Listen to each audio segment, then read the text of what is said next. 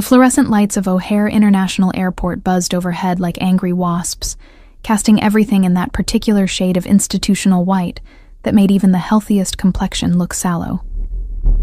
I stood frozen beside Carousel 3, my carry-on clutched in numb fingers, watching Ryan's mouth move as he delivered words that seemed to come from very far away. I can't do this anymore, Sophia. I can't. The crowd surged around us, a river of travelers parting around our little island of devastation. Somewhere behind me, a child wailed. The conveyor belt groaned as it disgorged luggage in an endless mechanical rhythm. My suitcase went past once, twice, 3 times before I registered its presence. Everything felt distant, muffled, as if I were underwater. You're breaking up with me? Now? Here? My voice sounded strange to my own ears, too high, too thin. We're supposed to be going to Chicago for your conference. We have hotel reservations. You said you wanted me to meet your colleagues. Ryan wouldn't meet my eyes. His gaze skittered away, focusing on something over my left shoulder. He dressed carefully this morning in his favorite navy blazer, the one that made his shoulders look broader than they were. I'd helped him pick it out 3 months ago. Had he known even then? Had he already been planning this moment? I met someone else. The words landed like physical blows. It just happened, Sophia. I didn't mean for it to, but she gets me. She understands my career aspirations in a way you never did. A laugh escaped me, sharp and bitter as burnt coffee. Your career aspirations? I've been supporting you for 2 years, Ryan. I took on extra shifts at the hospital so you could attend networking events. I edited your resume at 3 a.m. That's just it, he interrupted, finally looking at me. His hazel eyes, which I'd once found so warm, now seemed cold and dismissive. You're a nurse, Sophia. Ashley is an investment banker. She moves in the same circles I do. She can help me advance. The airport seemed to tilt slightly. I pressed my hand against the cold metal of a nearby pillar to steady myself. Ashley, your colleague from work. The one you said was just a friend. She's on the same flight, Ryan continued, oblivious to or uncaring about the way his words shredded what was left of my dignity. Actually, she's probably already through security. First-class boards in 20 minutes. He glanced at his watch, an expensive piece I knew he couldn't afford. Or could he? How much about this man did I actually know? So you've been planning this? It wasn't a question. The pieces were falling into place with horrible clarity. The late-night strategy sessions and the weekend team-building retreats. The way he'd started criticizing everything about me over the past few months. My clothes, my hair, my lack of interest in his tedious office politics. Look, I'll PayPal you money for the hotel cancellation.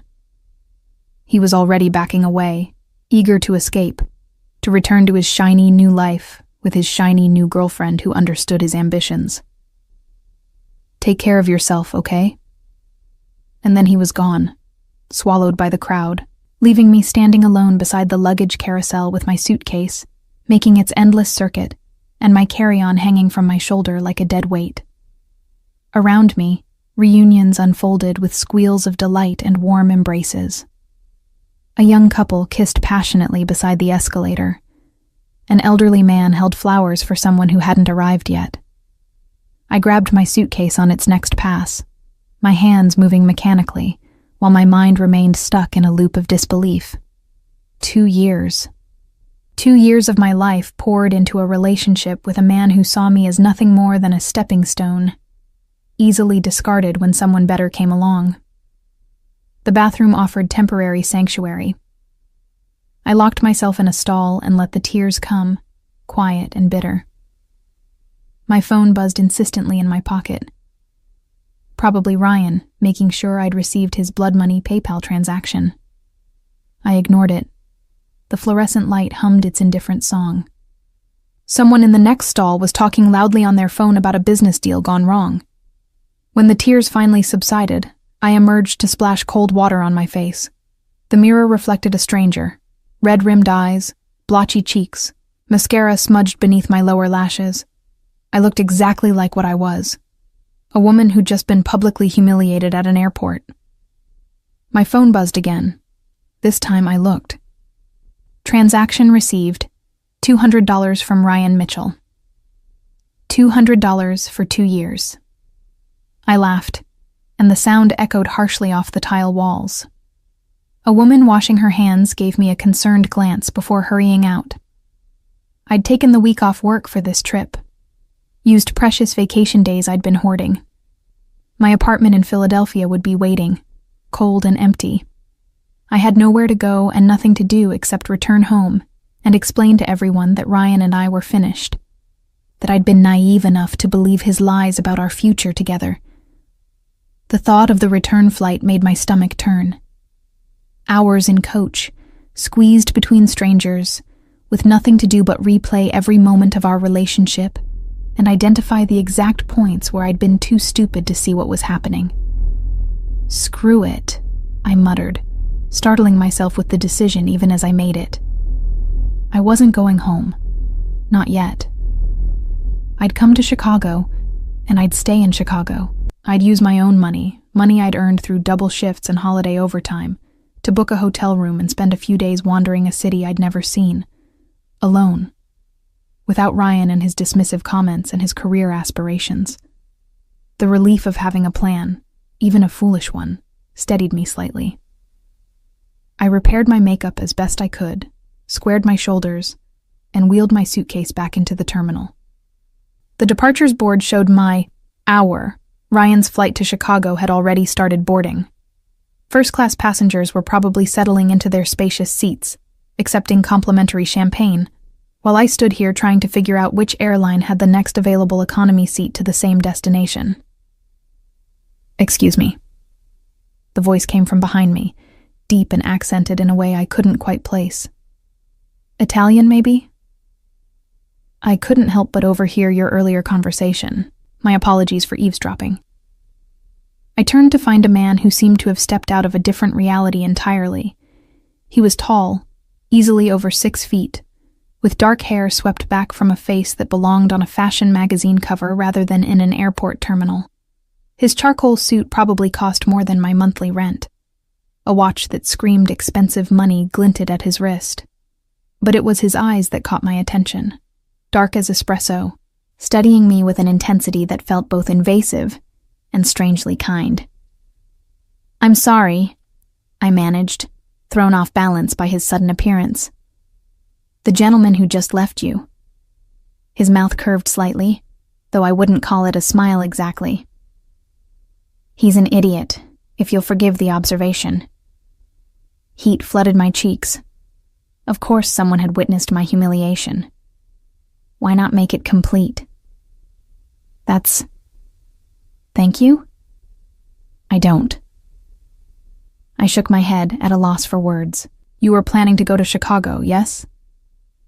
He slid his hands into his pockets, the gesture somehow making him look more approachable despite his obvious wealth. "I'm heading there myself. Private jet, plenty of room. You're welcome to join me if you'd like to avoid the commercial flight delays." I stared at him. "That's very kind, but I don't even know your name." "Luca," he said, extending a hand. "Luca Vitelli." His handshake was firm, warm. Up close, I caught the scent of his cologne, something expensive and subtle, with notes of cedar and bergamot. Everything about him screamed money and power, from his Italian leather shoes to the way he stood, utterly confident in his place in the world. "Sophia Reynolds." My voice came out steadier than I felt. "And while I appreciate the offer, I couldn't possibly accept a ride from a stranger." "Understandable." He withdrew his hand but didn't move away. "Though, technically, we're no longer strangers. We've been introduced." That almost smile appeared again. "And I promise you, my jet is significantly more comfortable than anything you'll find in coach. Plus, no crying babies." Despite everything, I felt a small laugh escape. "You make a compelling argument, Mr. Vitelli." "Luca," he corrected gently. "And I'm serious about the offer. I hate to see someone in distress when I have the means to help." His eyes held mine, and I saw something there beyond mere politeness, a genuine warmth that seemed at odds with his obvious wealth and power. No strings attached, just a ride to Chicago, and perhaps a chance to restore your faith that not all men are complete bastards. I should have said no. Every instinct I'd cultivated over 28 years of life screamed at me to decline politely and book my own ticket like a sensible person. But something about him. Maybe it was the kindness in those dark eyes. Maybe it was the fact that he'd called Ryan an idiot. Maybe it was simply that I was too emotionally raw to care about being sensible. Made me hesitate. "I don't want to impose," I heard myself say. "You won't be." He gestured toward the exit. "My car is waiting. The flight leaves in 40 minutes. If you change your mind, I'll have my driver take you back to the terminal. No questions asked." I looked down at my suitcase, at my carry-on with its coffee stain from this morning when everything had still been normal. I thought about Ryan boarding his first-class flight with Ashley, who understood his career aspirations. I thought about my empty apartment and the pitying looks I'd get from my coworkers when I had to explain what happened. "Okay," I said, the word feeling both reckless and liberating. "Thank you. I accept." Luca's smile widened, transforming his face entirely. "Excellent. I promise you won't regret it." As I followed him through the terminal, weaving between travelers and their rolling luggage, I wondered if that was true. Somewhere in the back of my mind, a small voice whispered that I'd just made either the best or worst decision of my life. I wouldn't know which until it was far too late to turn back. The black Mercedes waiting at the curb looked like it had been polished that morning. A driver in a crisp uniform emerged immediately, taking my suitcase with practiced efficiency before I could protest. He nodded respectfully to Luca, murmuring something in Italian too quick for me to catch. "This is Marco," Luca said as he held the door open for me. "He's been with my family for 20 years. You're in excellent hands." I slid into the leather interior, the seats so soft they felt like butter. The car smelled of expensive leather and that same subtle cologne Luca wore. Through the tinted windows, the airport looked different. Distant. Less real somehow. Luca settled beside me, maintaining a respectful distance but close enough that I caught the warmth radiating from him. Marco pulled smoothly into traffic, navigating the chaos of the departure lanes with the confidence of someone who'd done this 1,000 times. "So," Luca said, turning slightly toward me. "Philadelphia. What do you do there, Sophia?" "I'm an ER nurse at Jefferson." Saying it aloud made me acutely aware of the contrast between us. My scrubs and sensible shoes versus his tailored suit. My student loan debt versus his private jet. Trauma unit, mostly. It's intense, but I love it. Something flickered in his eyes. Respect, maybe. "That's admirable work. Necessary work." He paused. "Your ex-boyfriend mentioned you took extra shifts to support him." The reminder of Ryan sent a fresh wave of humiliation through me. "Yes, well, that was clearly a mistake." "His mistake," Luca corrected quietly. "Not yours. Loyalty is a rare quality.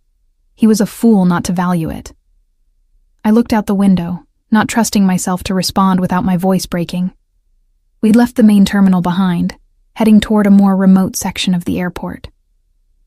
Private hangars rose in the distance, sleek and modern. "May I ask what brings you to Chicago?" I managed after a moment. "Besides rescuing abandoned women at airports," he laughed, a low, genuine sound. "Business, mostly. My family has interests there, import-export operations, some real estate." He said it casually, as if everyone's family owned international businesses. I try to visit quarterly, check on things personally. The car slowed as we approached a security gate. Marco showed credentials to the guard, who waved us through without question.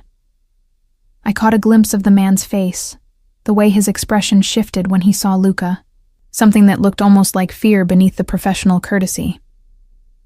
We pulled up beside a sleek white jet, its engines already humming. The Vitelli name was emblazoned on the tail in elegant script. A flight crew waited at the base of the stairs, 2 pilots and a flight attendant, all standing at attention like soldiers awaiting inspection. "Welcome aboard, Mr. Vitelli," the older pilot said, his accent distinctly Italian.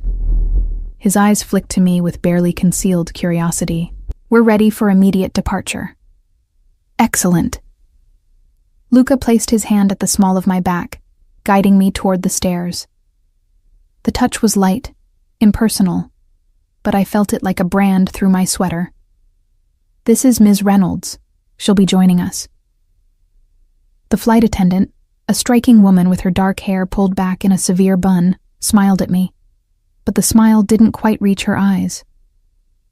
"Of course. Welcome, Ms. Reynolds. I'm Isabel. If you need anything during the flight, please don't hesitate to ask." The interior of the jet looked like something from a movie. Cream leather seats that could recline fully, glossy wood paneling, soft lighting that seemed to glow from everywhere and nowhere at once. A small conference table occupied the rear of the cabin, papers and a laptop already set up there as if Luca had been working before his trip to the airport. "Please, sit wherever you're comfortable," Luca said, gesturing to the seats. "We have about 90 minutes to Chicago. Would you like something to drink? Champagne, perhaps? Or coffee?" "Coffee would be wonderful." I chose a seat by the window, my fingers tracing the buttery leather. Everything here cost more than I'd make in a year, maybe several years. Isabel appeared moments later with coffee in a real porcelain cup. Not the paper kind from airport kiosks, but actual china with delicate gold edging. The coffee itself was perfect, rich and smooth without any bitterness. Luca settled across from me, his long legs stretched out, completely at ease in this world of casual luxury.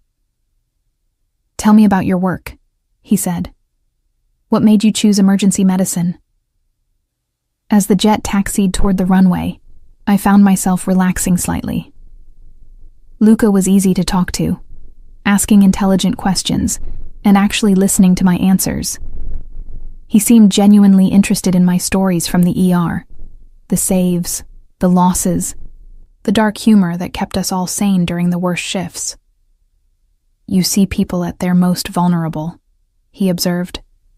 "That must require a special kind of strength." "Or a special kind of crazy," I said, managing a small smile. "My mother thinks I should have gone into pediatrics. Something less intense." "But you thrive on the intensity." It wasn't a question. "You're someone who runs toward danger, not away from it." The observation unsettled me slightly because it was true. I'd always been drawn to the chaos of the trauma bay, the split-second decisions, the way time seemed to both slow and accelerate when someone's life hung in the balance. "What about you?" I asked, deflecting. "What's it like running an import-export business?"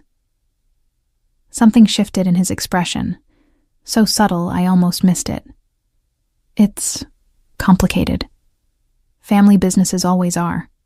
My father built the company from nothing when he immigrated from Sicily. Now my brother Enzo and I work to maintain his legacy and expand into new markets." "Is your father still involved?" "He oversees things from Chicago. Salvatore Vitelli doesn't believe in retirement." Luca's mouth quirked. "He'll probably die at his desk reviewing shipping manifests." The way he said his father's name carried a weight I couldn't quite identify. Respect, certainly, but also something else. Wariness, perhaps. My phone buzzed.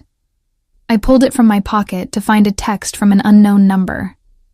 "I see you've upgraded your travel accommodations. Enjoy your flight with your new friend." Our ice flooded my veins. How did Ryan? I looked out the window instinctively, though we were already airborne. the ground falling away beneath us.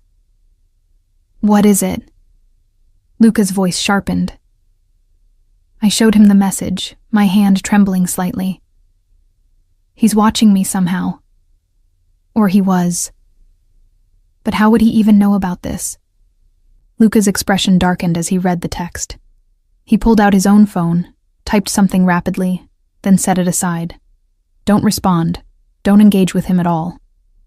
"He's probably just being petty," I said, but anxiety coiled in my stomach. "Trying to make me feel like I can't move on or something." "Perhaps." Luca didn't look convinced. "Or perhaps he's more interested in who you're traveling with than in you." The comment struck me as odd. "What do you mean?" He seemed to choose his words carefully. "My family is well known in certain circles. It's possible he recognized the name, did some quick research." He paused. "The Vitelli name carries weight." "Weight?" I repeated. "Influence. Connections." He held my gaze. "Sophia, I want to be honest with you. My family's businesses aren't always conventional. We operate in gray areas sometimes. I tell you this because if your ex-boyfriend is the type to use information as leverage, you should know what you might be stepping into by accepting my help." I should have been alarmed, should have demanded to be let off at the nearest airport. Instead, I found myself studying Luca's face, looking for signs of deception or threat. I saw only a kind of weary honesty. "Are you in the Mafia?" The question came out more blunt than I intended. He didn't laugh or deflect. "My family has history with certain organizations, yes. But I'm working to legitimize our operations, to move into legal territory entirely." He leaned forward slightly. "I won't lie to you and say we're completely clean, but I'm trying to change that." The plane hit a patch of turbulence, and I gripped my armrest. Luca's hand covered mine, steady and warm. "If you want," he said quietly, "I can have the pilots divert to Cleveland. You can catch a commercial flight from there, no harm done. I'd understand completely." I should have said yes, should have gotten as far from this beautiful, dangerous man as possible. But something in me, the same reckless thing that had made me follow him in the first place, refused. "No," I heard myself say. "I'm already here. And honestly, after the day I've had, the Mafia almost seems like a normal problem." His laugh surprised me, rich and genuine. "You're quite remarkable, Sophia Reynolds." The flight passed quickly. Luca worked on his laptop while I pretended to read a magazine, though I was really watching him. The way his brow furrowed when he concentrated. The occasional Italian curse under his breath when something displeased him. The unconscious gesture of running his hand through his hair when he was thinking. We landed at a private airstrip outside Chicago as the sun was setting, painting the sky in shades of amber and rose. Another car waited, this one a black Range Rover with windows tinted so dark they looked like voids. "I've arranged for you to stay at the Sinclair," Luca said as we descended the stairs. The evening air was cooler than Philadelphia, carrying the scent of approaching rain. "It's one of our properties. You'll be comfortable there, and it's secure." "Luca, I can't accept—" "You can, and you will." His tone brooked no argument. "Consider it an apology on behalf of all the men who don't appreciate the remarkable women in their lives." A different driver held the door this time, a younger man with cold eyes and a barely concealed bulge under his jacket that I recognized from the ER. A gun. He nodded to Luca with something approaching reverence. "This is Dante," Luca introduced. "He'll be available if you need anything during your stay. Transportation, recommendations, whatever you require." As we drove into the city, Chicago rose around us like a forest of glass and steel. The streets were crowded with evening traffic, pedestrians hurrying home from work, the normal rhythm of urban life. But beside me, Luca was texting rapidly, his expression growing progressively darker. "Is everything all right?" I ventured. He looked up, and for a moment I saw something in his face that sent ice through my veins. Pure, cold fury before it was masked again behind a pleasant smile. "Fine," he said. "Just some unexpected business to attend to." His phone rang, and he answered in rapid Italian, his voice clipped and hard. When he hung up, he turned to me. "Sophia, I apologize, but I need to make a stop before taking you to the hotel. It won't take long." The car had already changed direction, heading toward a more industrial part of the city. The buildings here were older, grimier. Fewer streetlights meant pools of shadow gathered in alleyways. We pulled up in front of a warehouse, its windows dark. Several other cars were already parked outside, expensive vehicles that looked out of place in this neighborhood. "I'll just be a few minutes," Luca said, but his hand lingered on mine. "Stay in the car. Dante will keep you safe." Before I could respond, he was gone, disappearing into the warehouse with two other men who'd emerged from the shadows. The door closed behind them with a hollow boom. Dante remained in the driver's seat, his eyes constantly scanning our surroundings. The silence stretched, broken only by the distant sound of traffic and my own rapid heartbeat. Then I heard it, a muffled shout from inside the warehouse, the unmistakable crack of a gunshot. I grabbed for the door handle, but Dante's voice stopped me cold. "Don't, Ms. Reynolds. Whatever happens in there, you don't want to see it." Through the warehouse windows, I caught a glimpse of movement. Figures silhouetted against harsh fluorescent lighting. Luca's distinct profile, his arm raised. Another shot. Then silence. When Luca emerged 15 minutes later, his suit was still immaculate, his expression calm. But there was something dark on his hands that he wiped away with a cloth Dante handed him as he slid back into the car. "I'm sorry for the delay," he said pleasantly, as if we'd just stopped for coffee. "Shall we continue to the hotel?" I stared at him, at this man who'd been kind and charming, and who had just walked out of a building where someone had been shot. "What did I just witness?" I whispered. Luca's dark eyes met mine, and in them I saw the truth I'd been avoiding. This wasn't a businessman with mafia connections. This was something much more dangerous. "The beginning," he said softly, "of you understanding exactly what world you've entered, Sophia." The car pulled back into traffic, carrying me deeper into a reality I was only beginning to comprehend, one where private jets and murder existed side by side, where a kind smile could hide lethal intent, and where I, Elena Sophia Reynolds, Philadelphia ER nurse, had somehow become entangled with forces I'd only ever seen on television. Ryan's text suddenly made terrible sense. He hadn't been petty or jealous. He'd been warning me. The Sinclair Hotel occupied the top 15 floors of a glass tower in downtown Chicago. The lobby was all marble and modern art, with a fountain trickling in the center and staff who moved like choreographed dancers. A concierge appeared the moment we entered, greeting Luca by name with a deference that went beyond professional courtesy. "Mr. Vitelli, welcome back. Your usual suite is prepared." "Thank you, Richard. But tonight Ms. Reynolds will be our guest. Please give her the Lakeview suite and ensure she has everything she needs." Richard's gaze flicked to me, and I saw him taking in my rumpled sweater, my airport tousled hair, my obvious emotional exhaustion. Whatever conclusions he drew, he kept them hidden behind a professional smile.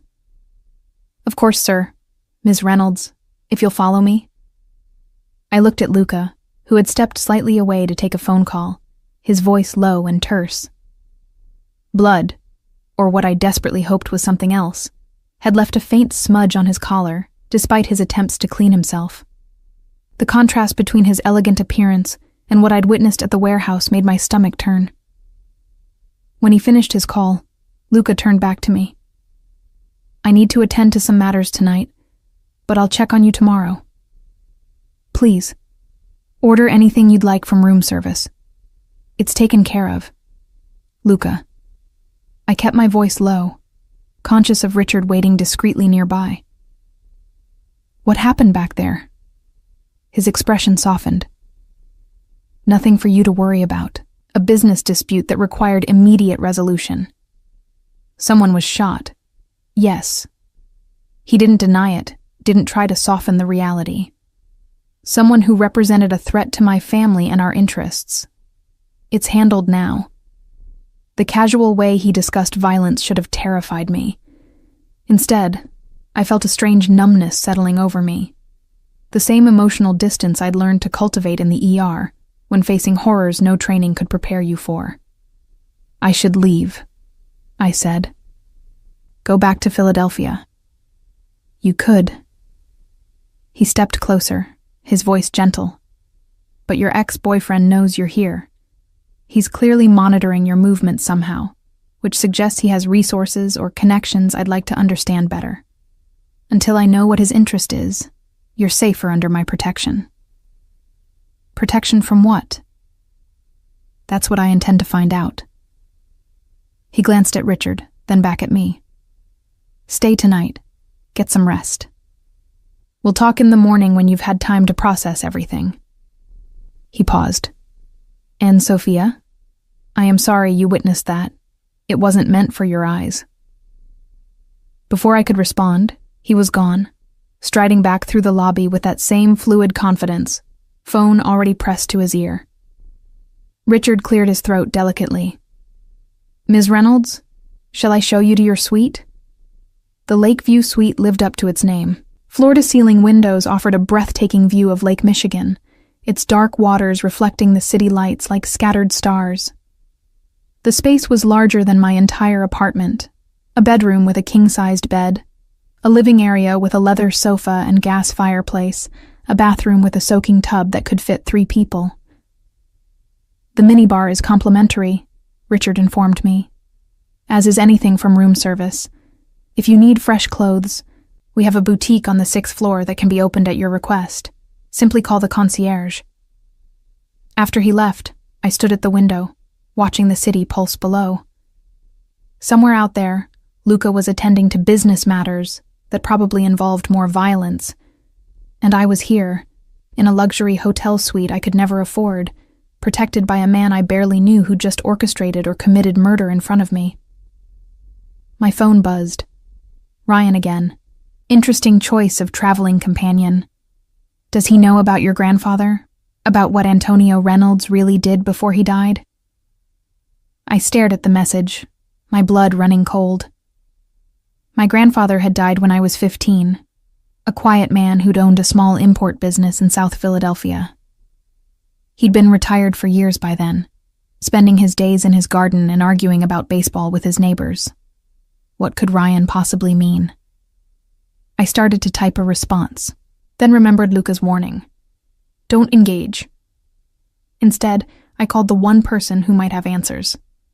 My mother picked up on the 3rd ring. Sophia? Is everything all right? You sound strange. Mom, what did Nono do exactly? Before he retired? A long pause. Why are you asking about this now? Please, it's important. I heard her sigh, the sound carrying decades of weight. Your grandfather worked in import-export, you know that. Mediterranean goods mainly. Olive oil, wine, that sort of thing. And another pause. Sophia, your grandfather came from the old country, from Sicily. Things were different then. The way business was conducted, the people you had to work with to get things done. Was he involved with the mafia, Mom? The silence on the other end told me everything. We don't use that word, she said finally, her voice tight. Your grandfather was a legitimate businessman who happened to have connections from the old country. That's all. When he retired, he left all of that behind. But he had records, documents. How do you... She stopped herself. Who have you been talking to? What's going on, Sophia? I looked out at the glittering city, at the wealth and power and violence that had swallowed me in less than 12 hours. I think I might be in trouble, Mom. Where are you? Chicago. I came here with someone I met. Someone who might have connections similar to Nono's. My mother made a sound somewhere between a groan and a prayer. Santo cielo, Sofia. Your grandfather kept files, yes. Records of transactions of people he worked with. He said they were insurance, in case anyone ever tried to come after the family. After he died, I put them in a safe deposit box. I never looked at them, never wanted to know. Where's the box? First National Bank on Passyunk Avenue. Why? Sophia, what have you gotten yourself into? I didn't have an answer for her. After promising to call tomorrow, I hung up and stared at my phone. Ryan's message glowed on the screen, its implications becoming clearer. He knew about my grandfather's past. Somehow he'd discovered information that even I hadn't known. And now, he was using it to... What? Warn me? Threaten me? Or did he want something from those files? I needed to think. Needed to shower away the grime of this impossible day and try to make sense of everything. But first, I pulled up my phone's browser and typed, Vitelli Family Chicago. The results were carefully curated, legitimate business holdings, charitable donations, society page photos of the Vitelli patriarch Salvatore and his 2 sons at various functions. But buried in the search results was an old news article from 15 years ago. Alleged organized crime figure Salvatore Vitelli acquitted in RICO case. I skimmed the article, my unease growing. Federal prosecutors had tried to prove the Vitelli import-export business was a front for money laundering, drug trafficking, and extortion. The case had fallen apart when key witnesses recanted or disappeared. The defense had painted Salvatore as a successful immigrant businessman being persecuted for his ethnicity. Further searching revealed more breadcrumbs, a pattern of violence surrounding anyone who crossed the Vitelli family, of businesses that flourished or failed based on their relationship with the organization, of judges and politicians who seemed unusually sympathetic to Vitelli interests. And there was Luca, younger in the photos, standing slightly behind his father at various events, always impeccably dressed, always with that same calm expression. The articles mentioned his degree from Wharton, his work modernizing the family's legitimate holdings. They called him the respectable face of the Vitelli empire. They didn't mention that he apparently had no problem executing someone in a warehouse. The shower was too hot, but I needed it. Needed to feel clean, to wash away the day's accumulated trauma. I stood under the spray until my skin turned pink and the bathroom filled with steam. When I emerged, wrapped in the hotel's plush robe, I found that someone had been in the suite. My suitcase had been brought up and unpacked, my clothes hanging in the closet. On the bed lay a garment bag and a note in elegant script. For tomorrow, should you need it. L. Inside the bag was a dress, Armani, if the label was to be believed, in a deep emerald that would complement my complexion perfectly. Beside it, shoes that were exactly my size. I should have been charmed by the gesture. Instead, it felt like another demonstration of how thoroughly Luca controlled this situation. He knew my size, had known it even before bringing me here, which meant he'd been planning to dress me, to keep me, from the moment he'd offered that ride at the airport. The room service menu offered everything from caviar to Chicago deep dish pizza. I ordered soup and bread, my appetite gone, but knowing I needed to eat something. When it arrived, brought by a server who moved with military precision and called me Ms. Reynolds like he'd been briefed on my presence. I forced myself to consume it mechanically while staring out at the lake. My phone buzzed again. This time it wasn't Ryan, but an unknown number. Your grandfather Antonio worked with Salvatore Vitelli 40 years ago. The records he kept could destroy both families, or make someone very rich. Your ex-boyfriend works for the Morettis now. They want those files. So does Luca.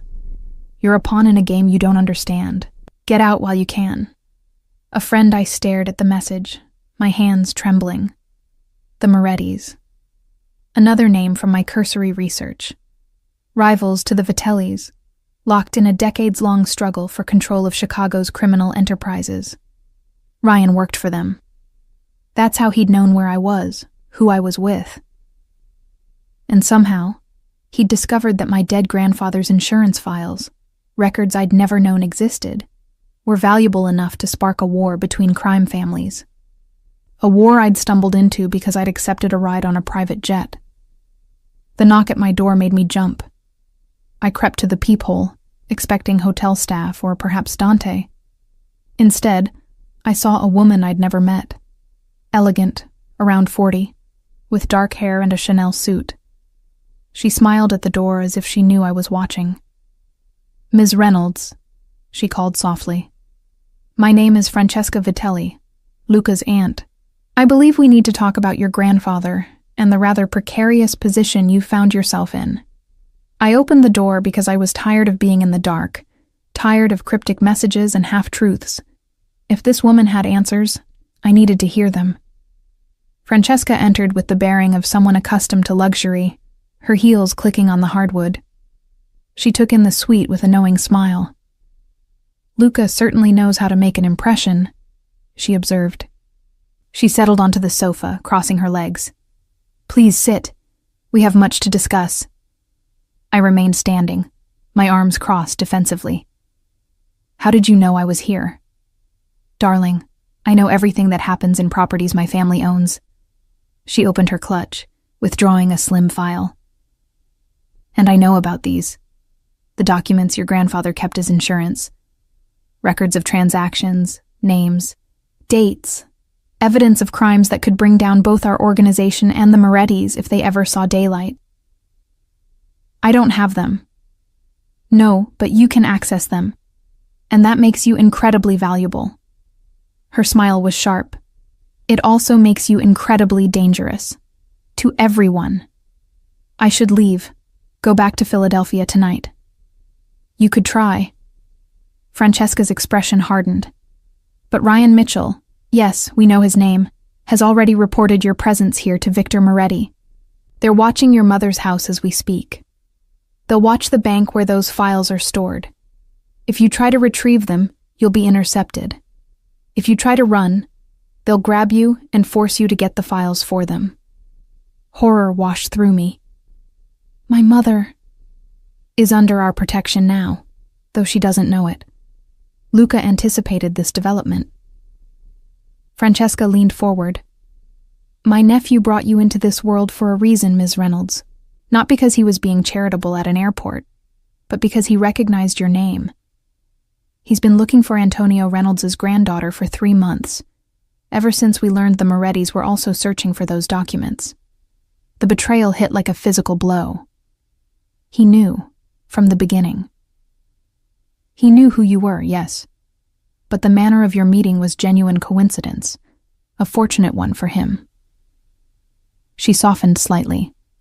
"And for what it's worth, I believe his attraction to you is real. Luca doesn't normally involve himself personally in business matters." "What does he want from me?" "The files, obviously." Francesca stood, smoothing her skirt. "But more than that, he wants you safe. The problem is that safe means different things to different people. For Luca, it means keeping you here, under his protection, until this situation is resolved. For you."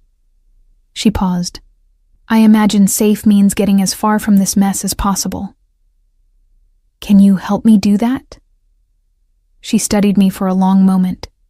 "I could, but I won't. Because despite what you might think right now, my nephew is your best option for survival. The Morettis will kill you once they have the files. Luca will keep you alive." "In exchange for what?" Francesca's smile returned, sad this time. "That's between you and him.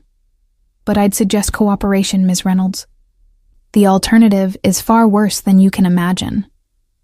After she left, I stood at the window again, watching the city lights blur through tears of frustration and fear.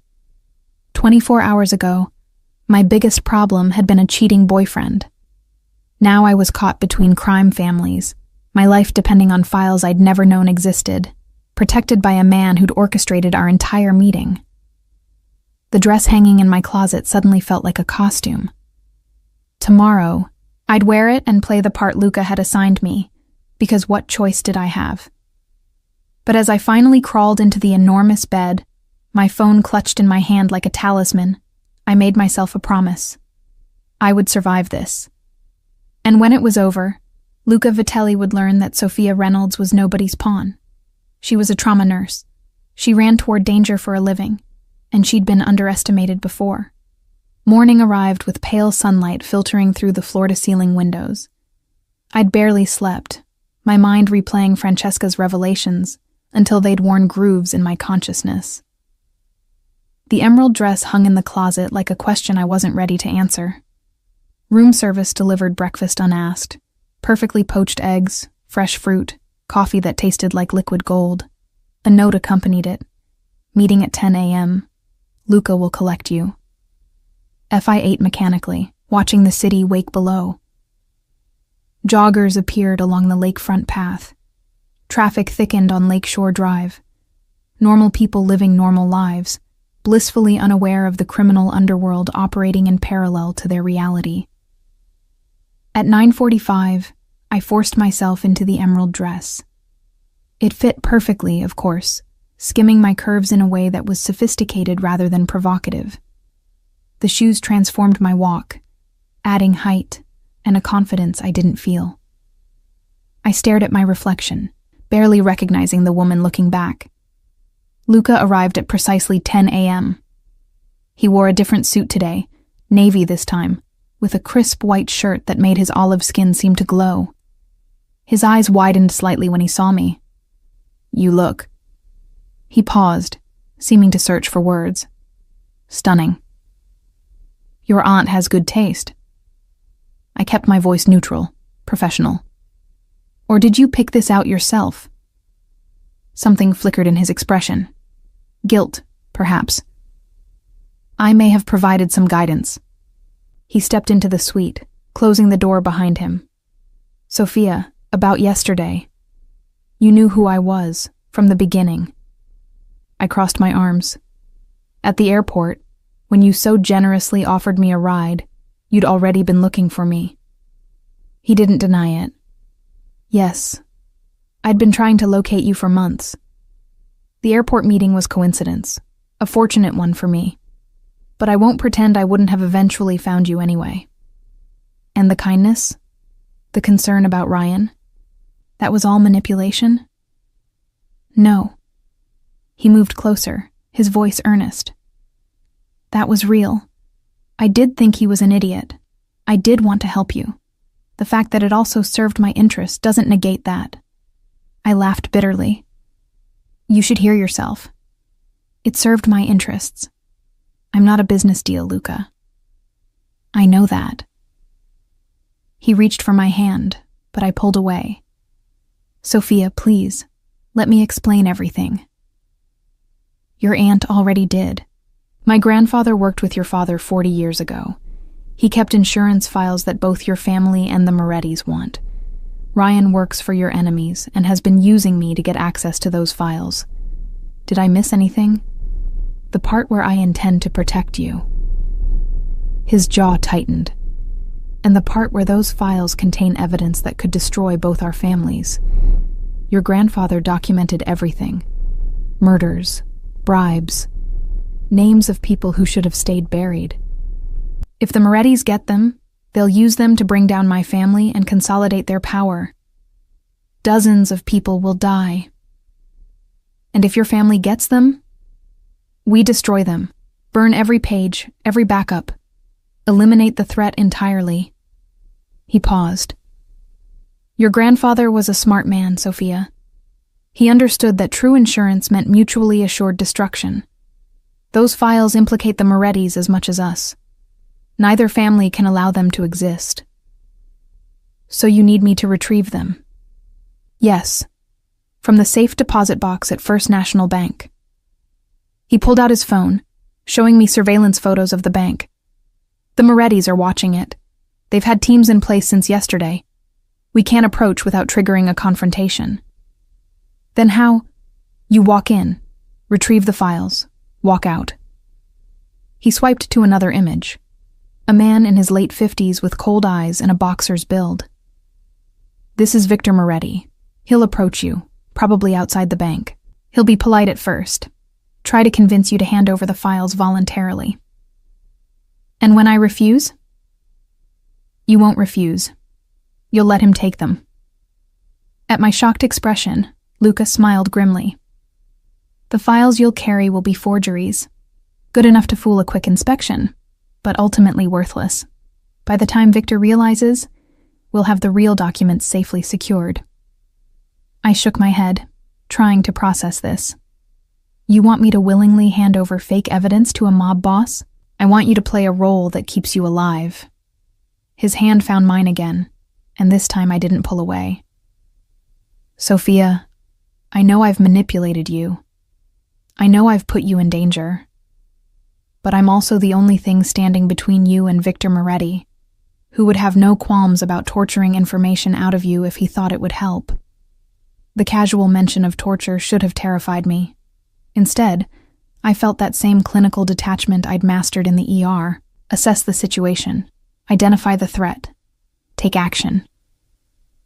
"What's the real plan?" I asked. "Because I don't believe you're just going to destroy those files. They're too valuable." Luca studied me, and I saw respect flicker in his dark eyes. "You're right. We'll keep them as leverage against the Morettis, and as insurance against anyone in our own organization who might get ambitious. Like your brother Enzo?" His expression hardened. "You've done your research. Your aunt mentioned him briefly, said he's more traditional, less interested in legitimizing the family business. Enzo believes our father is getting soft, that I'm too focused on legal operations." Luca moved to the window, his back to me. "He's been making alliances with other families, positioning himself to take control. The Antonio Reynolds files would give him leverage he doesn't deserve.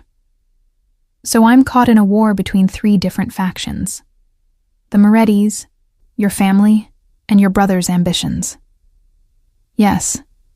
He turned back to face me. "Which is why you need to trust me, Sophia.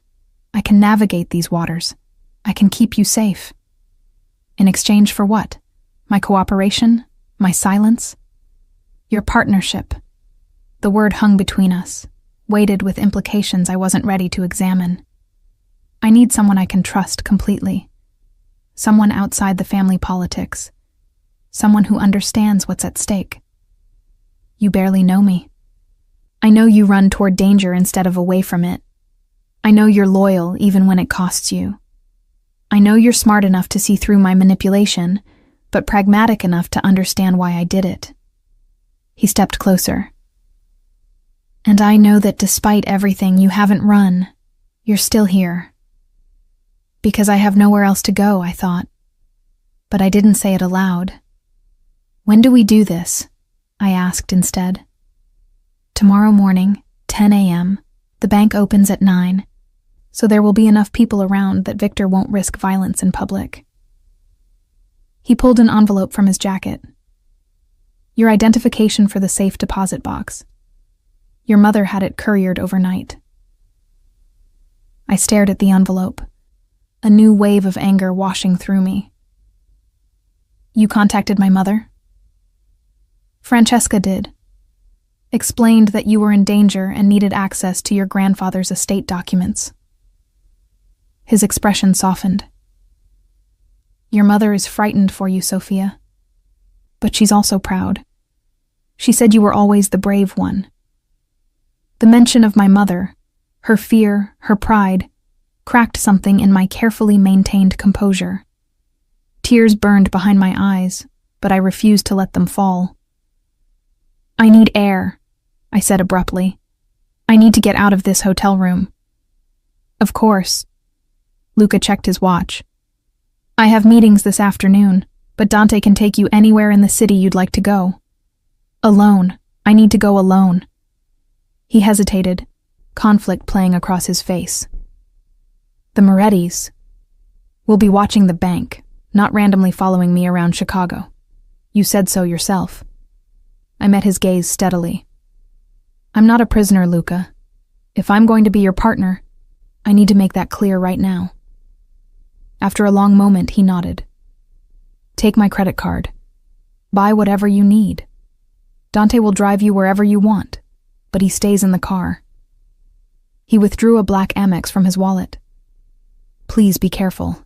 The gesture of trust, or the appearance of it, surprised me. I took the card, our fingers brushing. The contact sent an unwelcome warmth through me that I immediately suppressed. Dante drove me to Michigan Avenue, where gleaming storefronts promised transformation through material goods. I had him drop me at the corner of Oak Street and walked alone for the first time since arriving in Chicago. The normalcy was jarring. Tourists snapped photos. Business people hurried past, phones pressed to their ears. A street musician played saxophone, his case open for donations. Nobody looked at me with recognition or threat. I was just another woman in a nice dress, blending into the urban landscape. I ended up in a coffee shop, ordering a latte and claiming a corner table where I could watch the street. My phone buzzed constantly. Messages from Luca checking in, from Dante confirming my location, from my mother asking if I was okay, and one from Ryan. Tomorrow at the bank. Don't make this harder than it needs to be. So he knew the plan, or thought he did, which meant Victor Moretti knew, which meant this was a trap within a trap. Everyone maneuvering for advantage while I stood in the middle wondering which direction would get me killed. Mind if I sit? The voice was familiar. Not Luca's smooth baritone, but something rougher, tinged with a New York accent.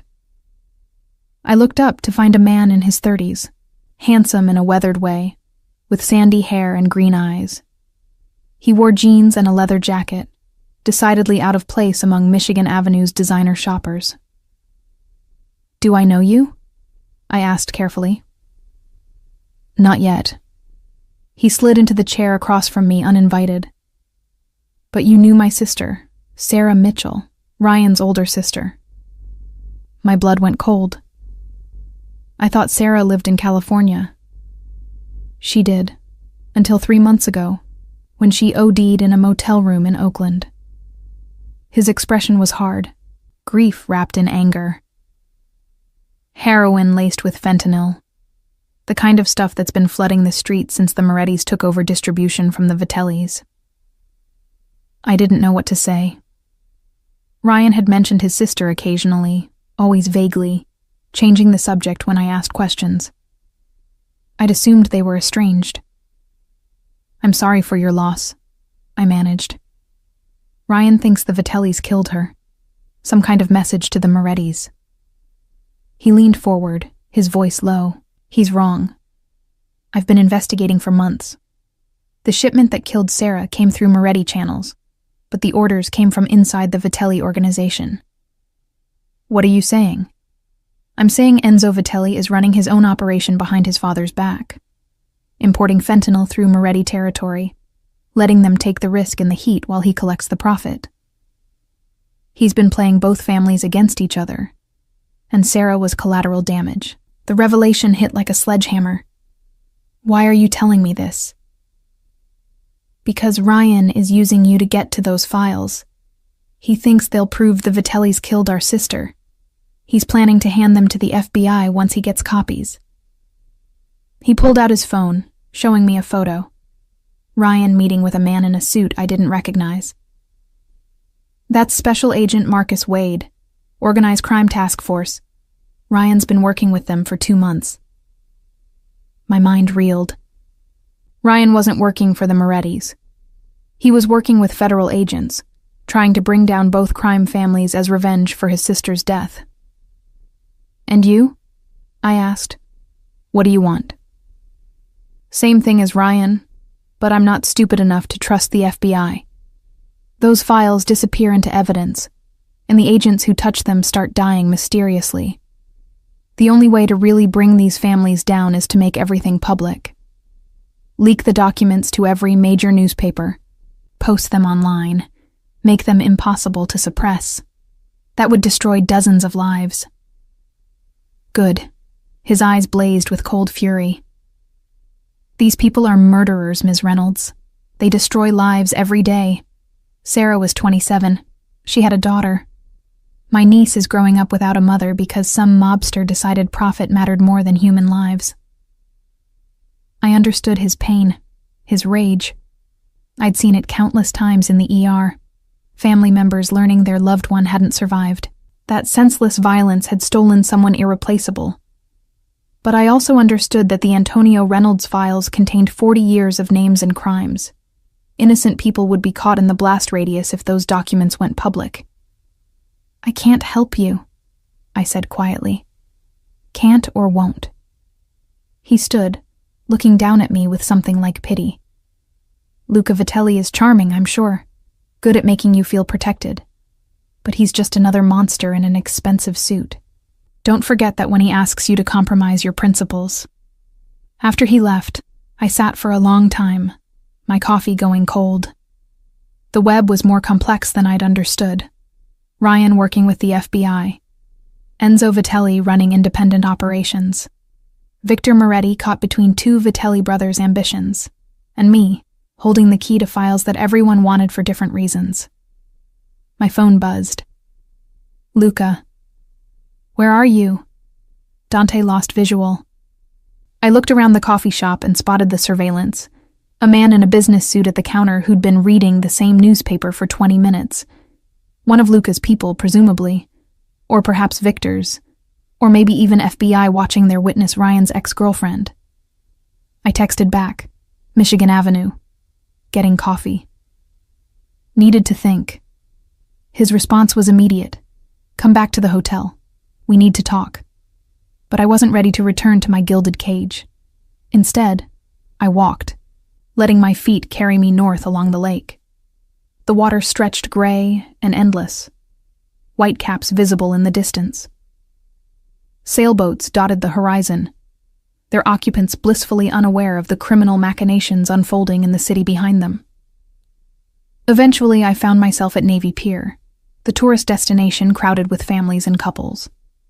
I bought a ticket for the Ferris wheel on impulse, wanting to see the city from above, to gain perspective on my impossible situation. As the wheel carried me upward, Chicago spread out below like a glittering promise. So many lives intersecting, so many stories playing out simultaneously. Down there, Luca was managing his criminal empire. Victor Moretti was planning his next move. Enzo Vitelli was building his secret kingdom. Ryan was collaborating with federal agents. And my mother was home in Philadelphia, terrified for her daughter. My phone rang as I reached the top of the wheel. Unknown number. "Sophia Reynolds?" A woman's voice, professional and clipped. "Yes?" "This is Special Agent Marcus Wade's assistant. He'd like to meet with you this evening. 6 p.m. at Millennium Park, near the Bean. Come alone." "I don't think..." "Ryan will be there. He says there are things you need to know about Luca Vitelli. Things that might change your mind about whose side you're on."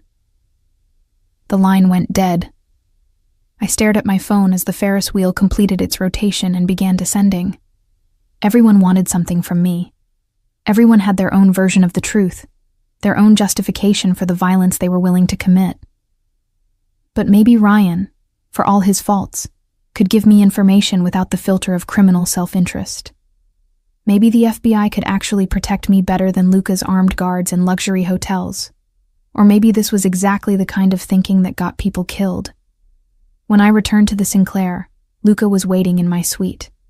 He stood by the window, his posture tense, and turned immediately when I entered. "You were gone for 3 hours." His voice was controlled, but I heard the undercurrent of worry. "Dante said a man approached you in the coffee shop?" "Ryan's brother. He told me about Sarah, about Enzo." I set down the shopping bags I'd accumulated, clothes I didn't need, purchased with Luca's money as if I could buy my way into normalcy.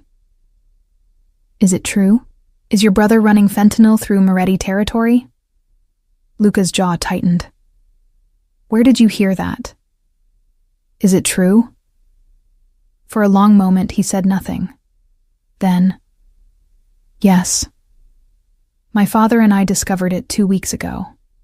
Enzo has been building his own empire behind our backs, using our connections but keeping the profits. The Antonio Reynolds files would give him leverage to push my father aside and take control completely, and Sarah Mitchell was one of dozens who died from Enzo's product. He moved toward me, his expression anguished. Sophia. I didn't know about her until after she died. If I had, I would have stopped it. I would have... He broke off, running a hand through his hair. This is why I need those files, to stop Enzo before more people die. The FBI wants to meet with me, tonight. I watched his reaction carefully.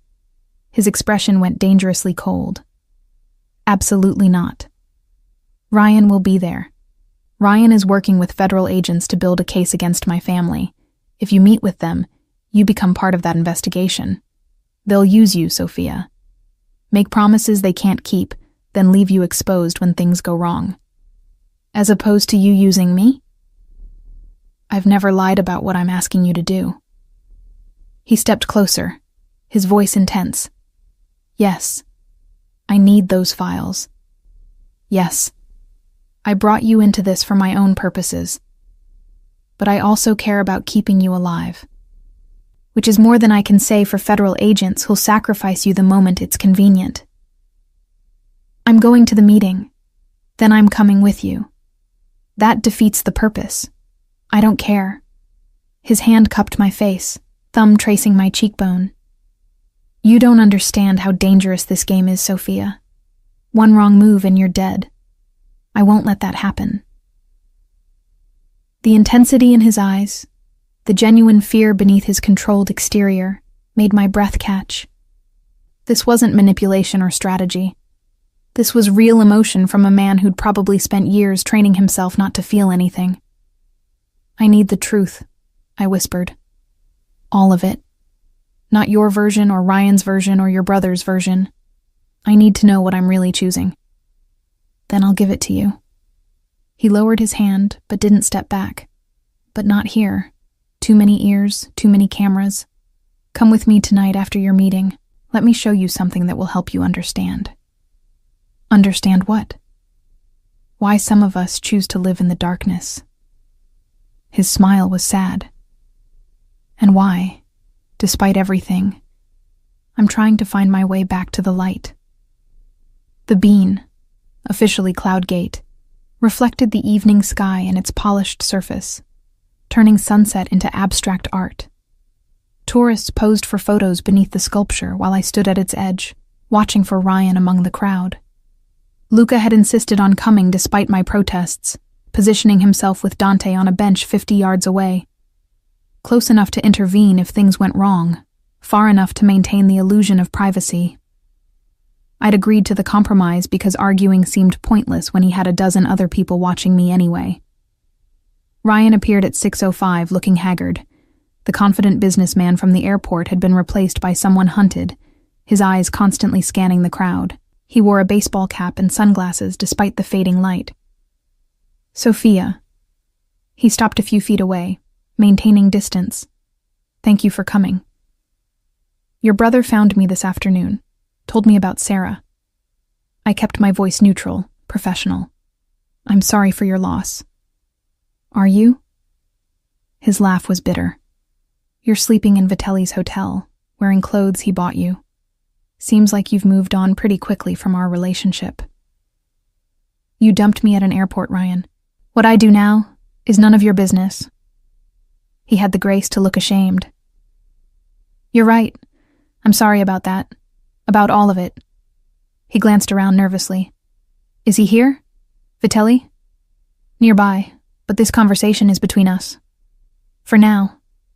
Ryan moved closer, his voice dropping. Sophia, listen to me. I know you think Luca is protecting you, but he's not. He's controlling you, making you dependent on him so you'll do what he wants. And you're different. You tracked me to Chicago. You've been monitoring my movements. You knew I went to his hotel. Because I'm trying to save your life. He pulled out his phone, showing me a photo. Luca in what looked like the warehouse from 2 nights ago, gun in hand, standing over a body. This is who you're trusting. This is the man you think will keep you safe. The image should have shocked me.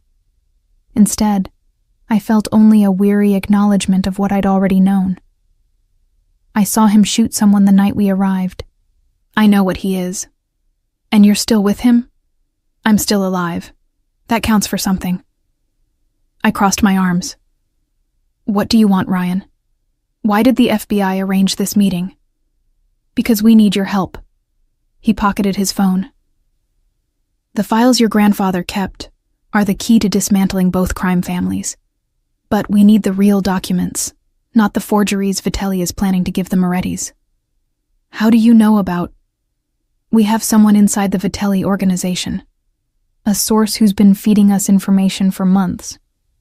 He paused. Sophia, tomorrow when you go to that bank, federal agents will be waiting. We'll secure the real files, and you'll be placed in protective custody. You'll testify against both families, and in exchange, you'll get immunity and a new identity. Witness protection. Yes. A chance to start over, away from all of this. It sounded appealing in its simplicity. Walk away from Luca, from the Morettis, from the entire nightmare. Let the FBI handle the criminals while I disappeared into suburban anonymity somewhere in Middle America. Except nothing in this world was simple. Your source, I said slowly. It's not Enzo, is it? Ryan's expression confirmed my suspicion before he could verbalize it. He approached us 6 months ago, said he wanted immunity in exchange for information about his father's operations and the Moretti organization. And you believed him. We verified everything he's given us. It's all checked out. Because he wants you to believe him. I shook my head, pieces clicking into place. Enzo is playing you, Ryan. He doesn't want to bring down the families. He wants to eliminate his competition. His father, his brother, the Morettis. So he can take over completely. You don't know that. I know that men like Enzo don't cooperate with federal agents out of the goodness of their hearts. Whatever he's told you, whatever evidence he's provided, it serves his purposes. I stepped closer. Think about it. If the FBI arrests Salvatore and Luca Vitelli based on those files, who takes control of the organization? Doubt flickered in Ryan's eyes. Agent Wade has been monitoring. Agent Wade is getting exactly what Enzo wants him to see. I felt the certainty settling over me. The Antonio Reynolds files document crimes from both families. If they go public or into FBI evidence, both organizations collapse. The Morettis lose their leadership, the Vitellis face RICO charges, and Enzo steps into the power vacuum as the only major player still standing. That's a pretty elaborate theory. It's exactly what I'd do if I wanted to seize control of a criminal empire. I pulled out my own phone, showing him the research I'd done that afternoon. Enzo has been consolidating power for years, buying loyalty from underbosses, making independent deals, building his own revenue streams. The Antonio Reynolds files are his nuclear option, the weapon that eliminates everyone in his way. Ryan stared at the information, his expression shifting from skepticism to dawning horror.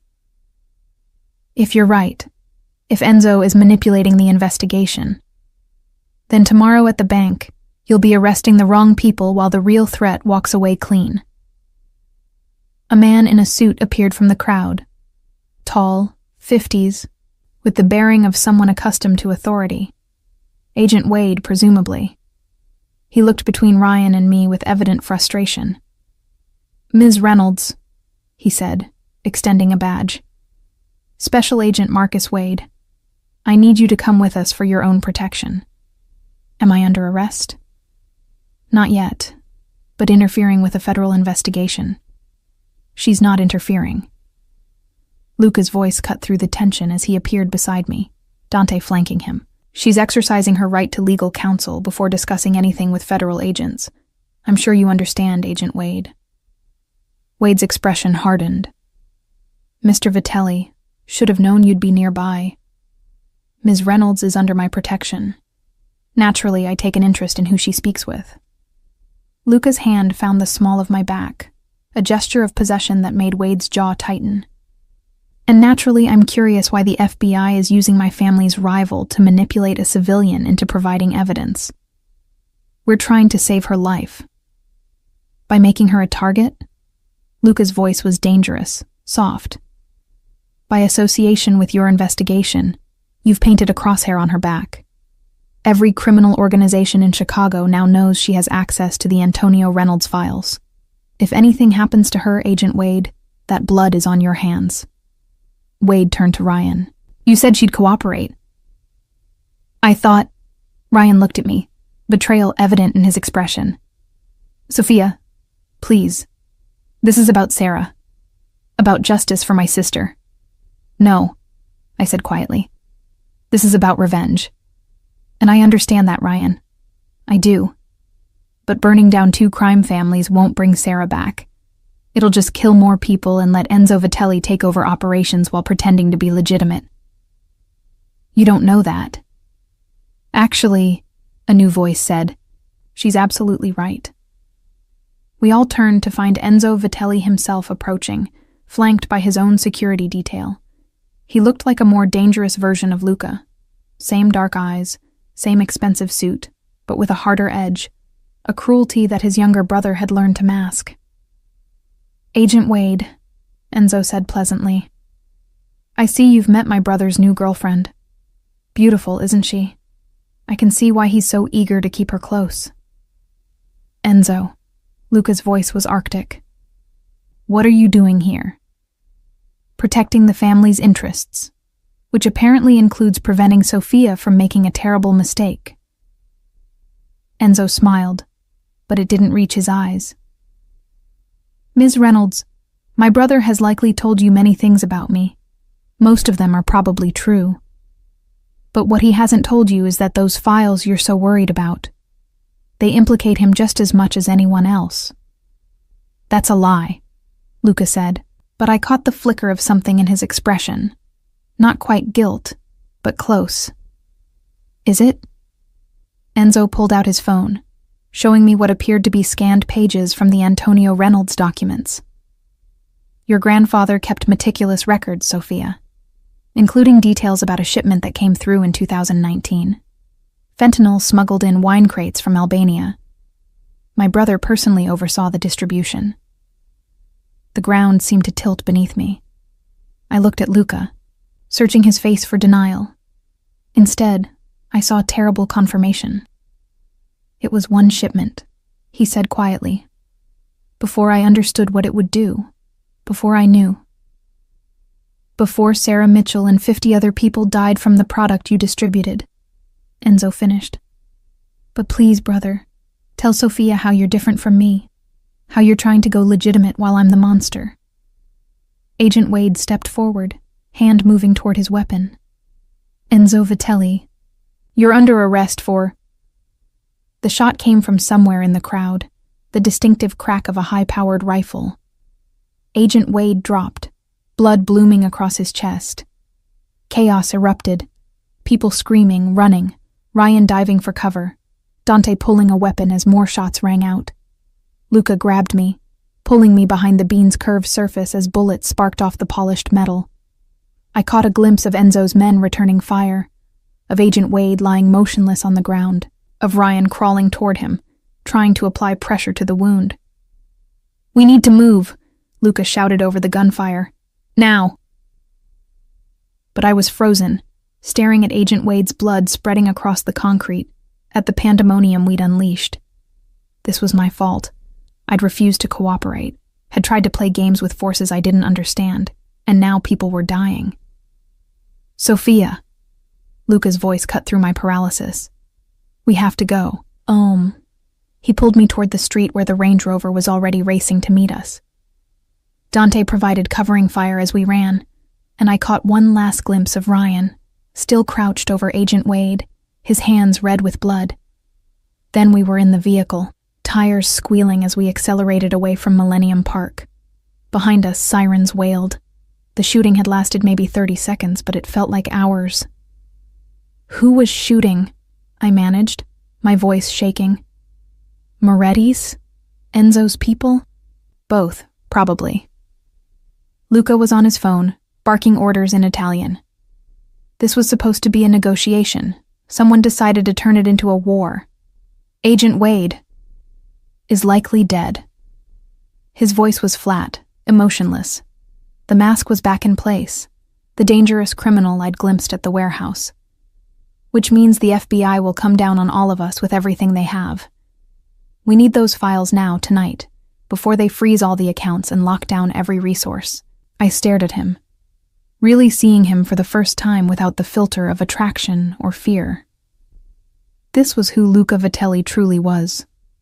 A man who could watch a federal agent die and immediately start calculating his next move. Who had distributed the drugs that killed Sarah Mitchell and dozens of others, then convinced me he was trying to make things right. You lied to me, I whispered. I omitted truths. He didn't look at me, still focused on his phone. There's a difference, not to me. He finally met my gaze, and I saw something in his eyes. Regret, perhaps, or the ghost of it. I'm sorry you had to see that. Sorry you're caught in this. But we don't have time for moral debates right now. Victor Moretti just made his move, and if we don't respond immediately, we lose everything. Including me, especially you. His hand found mine, squeezing tightly. Whatever you think of me right now, whatever I've done, know that I will keep you alive. That's not a lie, Sophia. It's a promise. The Range Rover raced through Chicago's streets, carrying me deeper into a world where promises and threats were indistinguishable, where every choice led to violence, and where the only constant was that someone, somewhere, was always planning betrayal. Behind us, Millennium Park blazed with police lights, agents swarming the scene where one of their own had fallen. And ahead, in the darkness of whatever came next, waited the Antonio Reynolds files, the evidence that everyone was willing to kill for, that had already cost so many lives. The files that I, Elena Sophia Reynolds, Philadelphia ER nurse, was somehow supposed to retrieve tomorrow morning while avoiding FBI agents, Moretti soldiers, Enzo's assassins, and my own rapidly developing understanding that there were no good choices left.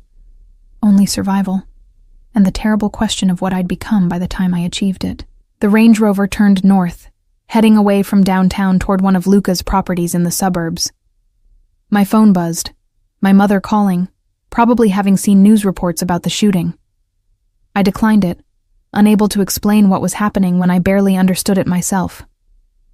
Beside me, Luca continued orchestrating his response to the evening's disaster. His world was burning, and he was calmly rearranging the pieces to survive the fire. I wondered if I'd learned to be the same way, or if the person I'd been, the nurse who saved lives, who believed in right and wrong, who thought she could navigate this nightmare with her principles intact, was already dead, killed somewhere between the airport and here by the accumulated weight of impossible choices. Tomorrow I would walk into First National Bank and retrieve files that had caused deaths, sparked wars between families, and corrupted federal investigations. Tonight, I would try to figure out which version of the truth to believe, and whether it even mattered anymore. The safe house was a converted warehouse in Pilsen, all exposed brick and industrial windows, the kind of space that appeared in design magazines under the heading Urban Chic. But the armed guards at every entrance and the steel-reinforced doors told a different story. Luca's father waited inside. Salvatore Vitelli was in his 70s, white-haired and stocky, with hands that looked like they'd built empires through sheer force of will. He sat in a leather armchair that resembled a throne, a glass of wine at his elbow, studying me with dark eyes that missed nothing. So this is Antonio Reynolds' granddaughter. His English carried a heavier accent than Luca's. You have his eyes. He was a smart man, your grandfather. Knew when to document, when to forget. Mr. Vitelli, I managed, acutely aware of Luca beside me, tense and watchful. Sit, sit. Salvatore gestured to a sofa. We have much to discuss before tomorrow. He waited until we'd settled before continuing. My son tells me you understand the situation, the files, the FBI, my eldest son's ambitions. I understand that people are dying because of documents my grandfather wrote 40 years ago. People are always dying, Signorina. The question is whether their deaths mean something. He sipped his wine. Your grandfather understood this. When he kept those records, he knew they were weapons. Insurance against both families destroying each other in pointless war. Instead, they're destroying each other fighting over the insurance itself. A smile creased Salvatore's weathered face. Smart and blunt. I like you. He turned to Luca. You chose well. Papa, she's not, Luca began, but Salvatore waved him off. Your brother has made arrangements with Victor Moretti. They plan to ambush us at the bank tomorrow. Take the real files and eliminate anyone who knows about them, including Sophia. Ice flooded my veins. How do you know this? Because Enzo came to me this evening, told me everything. Salvatore's expression darkened. My own son, planning to kill his brother, his father, to take what he thinks should be his. He gave me a choice, step aside willingly or be removed. What did you say? I asked. I told him I would consider his proposal. He drained his wine. And then I called Luca and began making other arrangements. Luca's phone buzzed. He glanced at it, his jaw tightening. Victor Moretti just sent confirmation. He expects us at the bank at 10 a.m., unarmed, to make the exchange. Enzo will be there as his insurance that we don't try anything. It's a trap, I said. Of course it's a trap. Salvatore leaned forward. Which is why you won't go to the bank, Sophia. You'll go to my private vault where the real Antonio Reynolds files are already waiting. I stared at him. What? Your mother sent 2 sets of documents. One to the hotel as expected, one to me directly. He smiled at my shocked expression. She and I spoke this morning. I explained the situation, and she agreed that the safest place for those files was with me. My mother would never. Your mother understands family, Signorina. She knew Antonio kept those records to protect both organizations from mutually assured destruction. She doesn't want to see Chicago burn any more than I do. Luca was already on his feet. Papa, if the files aren't at the bank, then Enzo and Victor will realize they've been played. They'll turn on each other, and in the chaos, we eliminate them both. Salvatore stood, slower than his son, age evident in the careful way he moved. Victor has been planning to betray Enzo anyway. He's old-school Moretti. He doesn't trust Vitelli's even when they're allies. Enzo knows this, which is why he's arranged for Victor to be killed during the exchange. How do you... I began, because Enzo has been sending me his plans for weeks, thinking I was cooperating. Salvatore's expression was bitter. My own son, so eager for power that he would sacrifice everything our family built. Everything your grandfather and I built together, Sophia. The revelation that my grandfather and Salvatore had been genuine partners, not just criminal associates, shifted something in my understanding. Whatever Antonio Reynolds had been, he'd believed in something beyond mere profit. Believed it enough to keep records that protected both families from destruction. What's your plan? Luca asked his father. Tomorrow I go to the bank with Dante and the others. I play the role Enzo expects, the old man, frightened and compliant. When Victor arrives, when he realizes the files are forgeries, Enzo will make his move to kill him, and I will make mine to eliminate them both. You're going to start a war in the middle of downtown Chicago, I said, horror rising. I'm going to end a war that's been brewing for 40 years. Salvatore turned to me. Your grandfather understood that sometimes violence is necessary to prevent greater violence. That's why he kept those records, not to bring us down, but to force us to maintain balance. And where do I fit in this? You retrieve the real files from my vault. You decide what happens to them. Salvatore's gaze was intense. Destroy them, and the balance is gone. Both families spiral into chaos, with Enzo and Victor fighting for dominance.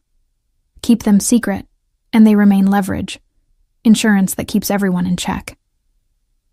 Or I give them to what's left of the FBI and watch you all go to prison. You could try. No threat in his voice, just acknowledgement. But Agent Wade's death was recorded by security cameras. The footage shows Enzo's sniper firing from a building the Moretti's control. Both families can be connected to a federal agent's murder. If those files go public, if the FBI goes to war with us, hundreds of people die. Not just criminals, Signorina. Families. Children. The innocent people who live in neighborhoods we control. The moral calculation he was forcing on me, balance versus justice, pragmatic compromise versus idealistic destruction, made my head spin. This was beyond my training, beyond anything my life had prepared me for. I need air, I said, standing abruptly. Luca followed me to the warehouse's roof, where Chicago sprawled below us like a circuit board, lights flickering in patterns that suggested order while concealing the chaos beneath. He's manipulating you, Luca said quietly. My father is very good at that. Like father, like son. He didn't deny it. But he's also right about the consequences. If those files go public, if the FBI comes down on both families simultaneously, the power vacuum will be filled by someone worse. Maybe the Albanians, maybe the cartels. Enzo and Victor are evil, but they're local evil. They have roots here, families here. They want stability because chaos hurts their business. That's a pretty cynical worldview. It's a realistic one. He moved beside me, close enough that I felt his warmth. I know you want clear moral lines, Sophia. Good guys and bad guys. But the world doesn't work that way. Sometimes the best choice is the least horrible option. Your father is planning to commit murder tomorrow. Multiple murders, probably. And you're okay with that? I'm okay with survival. He turned to face me. Enzo has been poisoning our operations for years. The fentanyl I helped distribute? That was his innovation, his push for higher profits regardless of the body count. My father and I tried to stop it, but Enzo had already built alliances we couldn't break without triggering civil war. His hand found mine. Tomorrow that war happens, and when it's over, I can finally dismantle the parts of our empire that kill people like Sarah Mitchell.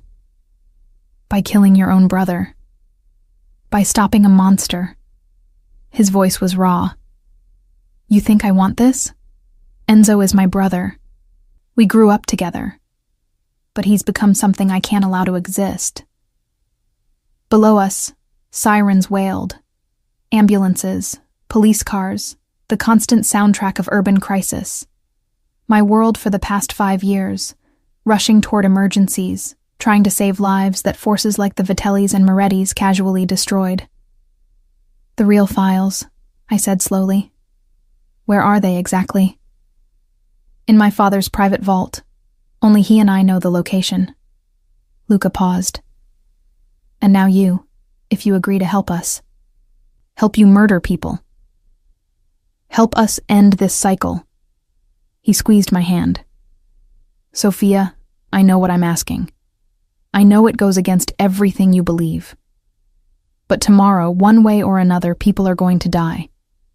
The question is whether their deaths lead to more chaos or to something better. I thought about Agent Wade, bleeding out on the concrete, about Sarah Mitchell and the dozens who'd overdosed on Enzo's product, about my grandfather Antonio, keeping meticulous records because he understood that information was the only weapon against entropy.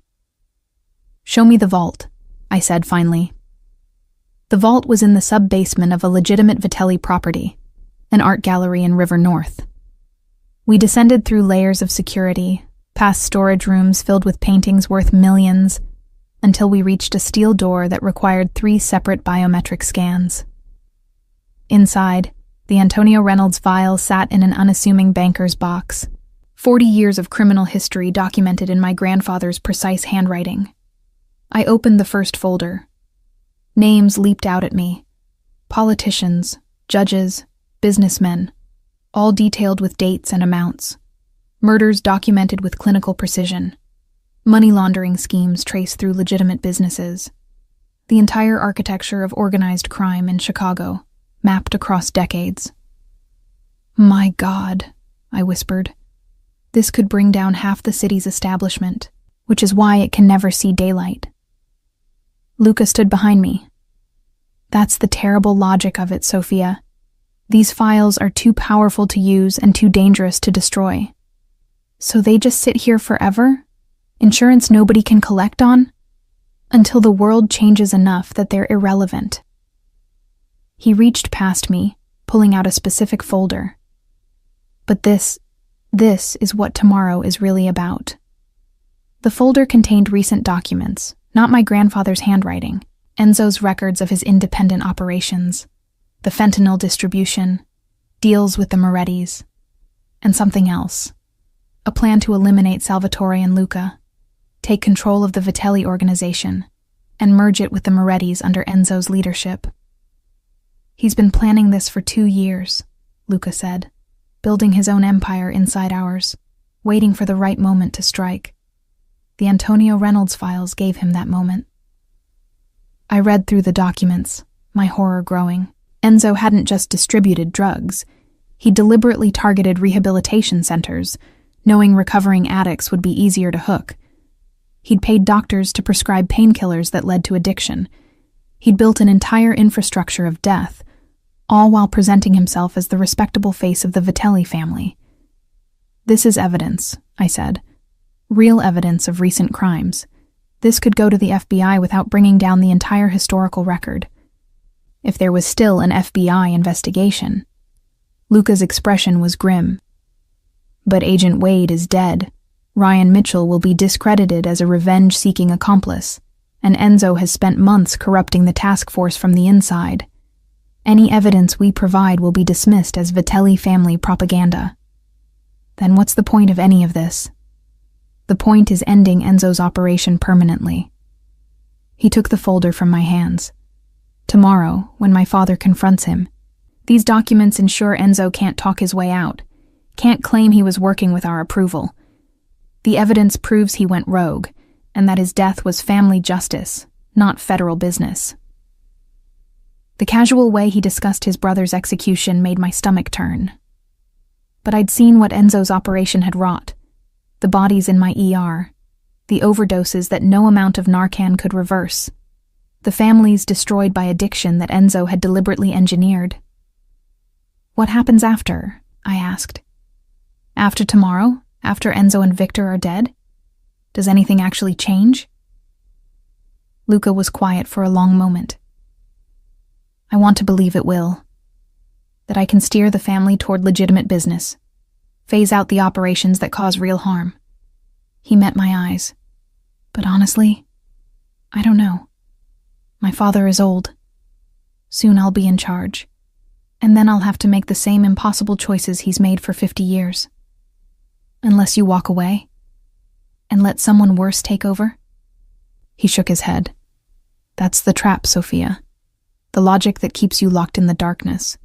You can't leave because leaving means abandoning everyone to something worse." I understood suddenly why he'd been drawn to me. Not just because I could access the files, but because I represented escape.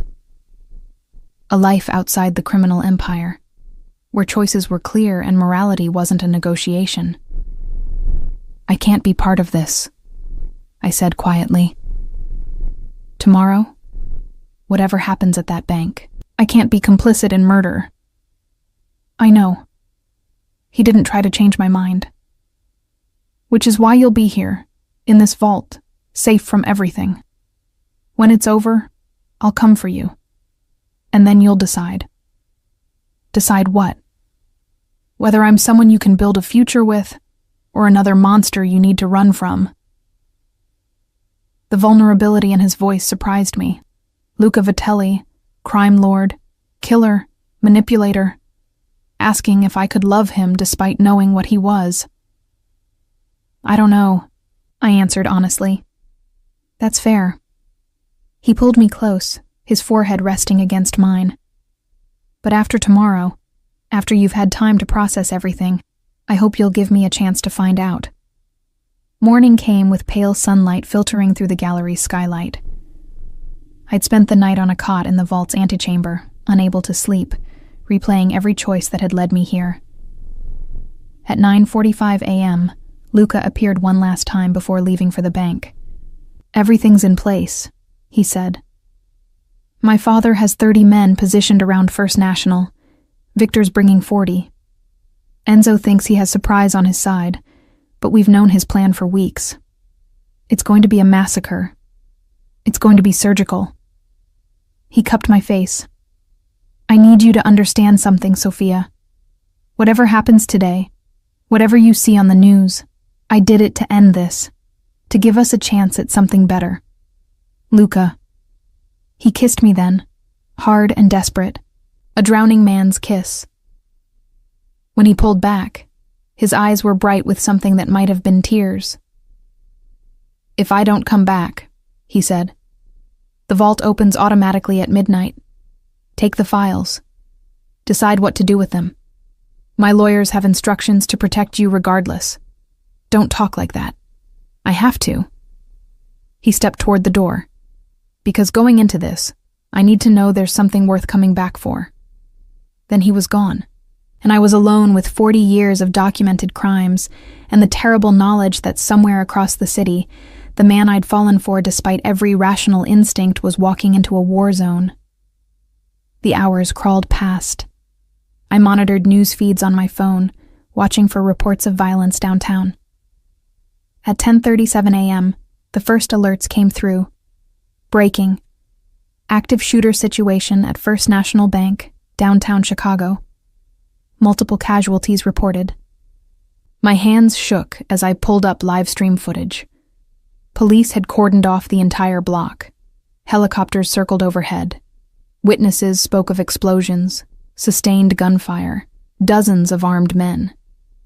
Then I saw him.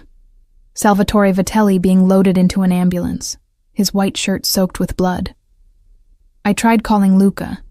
No answer. Tried Dante. Nothing. At 11:15 a.m., a breaking news update made my blood freeze. Salvatore Vitelli, alleged Chicago crime boss, dead at scene. Son Enzo Vitelli also killed. Federal agents coordinating response. I stared at the screen. Salvatore dead. Enzo dead. But no mention of Luca or Victor Moretti. At 11:42, my phone rang. Unknown number. Sophia. Luca's voice was ragged with exhaustion and pain. It's done. Your father. Enzo poisoned his wine before we left. It was supposed to kill him during the confrontation, make it look like stress or heart failure. But Papa knew. He drank it anyway because the timing mattered more than his survival. Horror washed through me. He sacrificed himself? He wanted to make sure I'd have no choice but to finish this, that I couldn't back down at the last moment. Luca's voice broke. He died holding Enzo's hand, whispering forgiveness. And then Victor made his move and... Victor's dead too? Yes. His own people turned on him when they realized Enzo had been planning to eliminate them all along. The organization is fractured, leaderless. It'll take them months to regroup. And the FBI? Are swarming the scene, collecting evidence that will implicate both families in Agent Wade's murder and decades of other crimes. He paused. But they won't find the Antonio Reynolds files. Those are still safe. Where are you? Leaving Chicago. I can't stay here. Can't take over what my father built. Not anymore. His voice was hollow. My father's death is being reported as a heart attack. Enzo's as a casualty of gang violence. The official story keeps the Vitelli legitimate businesses clean. Luca, what are you saying? I'm saying I'm walking away, liquidating everything I can, setting up trusts for the families who depend on our businesses, and disappearing. He drew a shaky breath. And I'm asking if you'll come with me. The offer hung between us, weighted with impossibility and promise. Come where? Italy. My mother's family owns vineyards in Tuscany. Small, quiet, far from all of this. He laughed softly. I know it sounds insane. I manipulated you, put your life in danger, introduced you to a world you should never have seen. But somewhere in all that darkness, I fell in love with you, Sophia Reynolds. And I'm hoping you might give me a chance to become someone worthy of that. I should have said no. Should have hung up. Taken the files to whatever remained of the FBI task force, and returned to my simple life in Philadelphia. But I was tired of running toward other people's emergencies while ignoring my own. Tired of saving lives in the ER only to watch them return, destroyed by systems I couldn't change. Tired of being careful, sensible, safe. The files, I said. We destroy them, all of them. No insurance, no leverage. We burn it all and walk away clean. Sophia, those are my terms. We don't carry this poison forward. We let the past die. A long silence. Then, okay, we destroy them. And Luca? No more lies, no more manipulation. If we do this, we do it as partners, equals. Partners, he agreed. Equals, I promise. I looked around the vault, at the accumulated evidence of decades of crime and corruption, at the box containing my grandfather's meticulous records, at the folder detailing Enzo's operation. Then I pulled out my lighter. The paper caught quickly, flames consuming names and dates and documented murders. 40 years of carefully preserved evidence turning to ash. As the fire grew, I stepped back, watching history burn. When the vault's sprinkler system activated, I was already moving toward the exit, toward the unknown future waiting beyond these walls, toward Luca and whatever we might become together, free from the weight of our family's sins. My phone buzzed. A text from my mother. Your grandfather would be proud. The past doesn't own us, mija. Live your life. I smiled through tears, understanding finally that Antonio Reynolds hadn't kept those files as insurance against destruction. He'd kept them as a reminder. That terrible knowledge existed not to be used, but to be transcended. At the gallery's exit, a car waited. Luca stood beside it, bloodied but alive, his eyes finding mine across the distance. I walked toward him, each step a choice, each choice freedom. Ready? He asked as I reached him. I took his hand, feeling the calluses, the strength, the tremble of exhaustion and grief. Ready? I said. Chicago's skyline receded behind us as we drove toward O'Hare, toward Italy, toward a future we'd write ourselves. The past was burning in a vault behind us, and somewhere in the ashes was everything I'd been. The nurse, the girlfriend, the pawn in games I didn't understand. What I'd become remained to be seen. But for the first time since accepting that fateful ride from a beautiful stranger at an airport, I was choosing my own direction. And that, I decided, was enough.